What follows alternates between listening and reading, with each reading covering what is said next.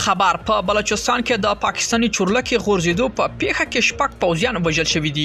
نور حال را سره په ویډیو کې وګورئ. د پاکستاني رسنیو خبر ورکړی چې د بلوچستان ایالت په هرنایي سیمه کې یو چورلکه له لیدلو چې له عمل یې دوه پیلوټانو په ګډون شپږ پوځیان وژل شوي دي. د پاکستاني پوځ د خبرې نن دوشنبه د تلي پر څلورمه د یو اعلامیې په خپرولو سره ورکړې ده.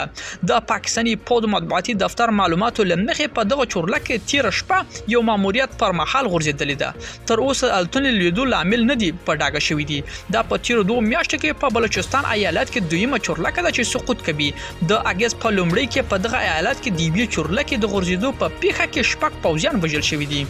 هغه چورلکه له سیلاب ځپلو سره د مرستې په موخه روانه وه چې په یو غرنۍ سیمه کې تر لیدلو او ټوټې یې څو ورځې وروسته په هغه سیمه کې موندلې وه. ملګرو، دا وه زموږ چمتو شوي ویډیو. که ستاسو دې ویډیو په اړه کوم نظر پیشنهاد لرئ موږ سره په کومنټونو کې شریک کړئ. د لا ښکلو ویډیوګانو لپاره له موږ سره پاتې شئ. تر بیا ښې چارې.